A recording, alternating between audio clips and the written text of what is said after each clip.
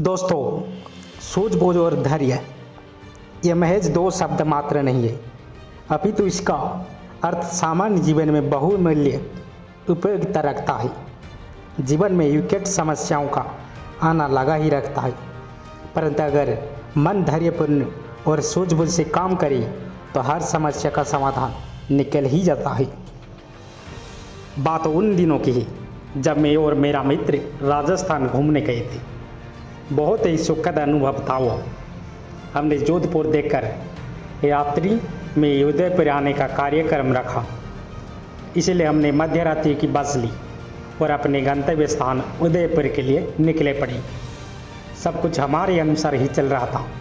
आधी यात्रा के बाद कुछ क्षणों के विश्राम के लिए बस एक अमुक स्थान पर खाने पीने के लिए रुकी। सभी यात्री भी उसके साथ उतरे। उस समय में बस में सो रहा था, मेरा मित्र भी सोया हुआ था। तभी अचानक मेरी नींद खुली। बस को खाली देखे मैं भी उतर गया और उस स्थान के भीतर गया जहां अन्य लोग भी थे। तभी मैंने देखा कि धीरे धीरे सभी लोग वहां से जाने लगे। मैं भी अपने बस के निकट पहुंचा तो देखा मेरी बस जैसी एक दूसरी बस वही खड़ी थी। भीतर जाकर देखा तो वो मेरी बस नहीं थी।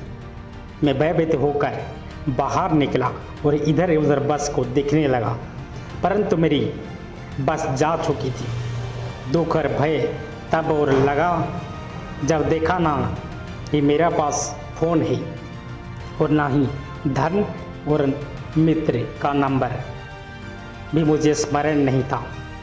धीरे धीरे सभी लोग वहाँ से चल गए। वो स्थान अब वीरान सा होने लगा। मदद मांगू भी तो कैसे, अजनबी शहर है, आसपास ट्रक चल रहे हैं, आगे रास्ता पहाड़ों की ओर जाता है। उस समय खुद को बहुत कोसा और मन से धैर्य छूटने लगा था।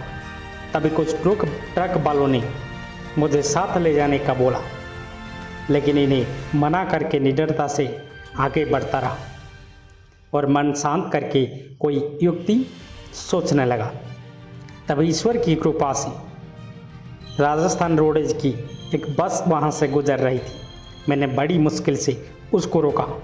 उस समय मेरे मन में बस ये था कि मैं किसी सुरक्षित स्थान पर पहुँच जाऊँ।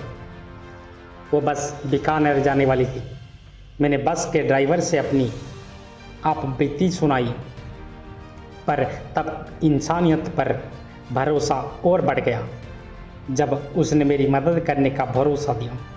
उस बस में वहाँ आसपास के गांव के यात्रियों ने भी उसका सहयोग किया। मेरे से बस के बारे में जानकारी ली। संयोग बस मुझे बस का नाम याद था। मैंने बस का नाम और ट्रैवल्स का नाम बताया।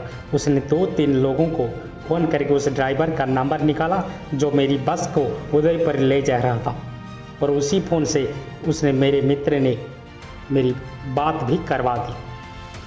उस पल मानो ऐसा लगा कि मैं पुनः जीवित हो गया हूँ। मेरे मित्र ने भी बस वह बस को कुछ देर पर रुकवा कर मेरी तलाश शुरू कर दी थी। मैंने उस रोडवेज के ड्राइवर को शुक्रिया कहा और बोला, आप मुझे वहाँ तक छोड़ दो, मैं वहाँ जाकर आपको पैसा दे दूँगा। उसने मुझे वहाँ तक पहुँचा दिया जहाँ मेरी बस और मेरा मित्र खड़ा था। वह और बदले में उसने मुझे सावधानी से रहने की हिदायत दी और बिना पैसे लिए चला गया। उस समय वो किसी फरिश्ते से कम नहीं था मेरे लिए। यहाँ मित्र और मेरे बस के यात्री ड्राइवर मुझे डांट रहे थे, परंतु उनकी डांट भी मुझे सुखद लग रही थी। इस अनुभव से मैंने मेरी भूल सुधारी और ये सीखा कि परिस्थिति जो भी हो, सूझबूझ और धैर्य से ये बुद्धि का उपयोग करना चाहिए। तो दोस्तों, आशा करता हूँ कहानी आपको अच्छी लगी होगी।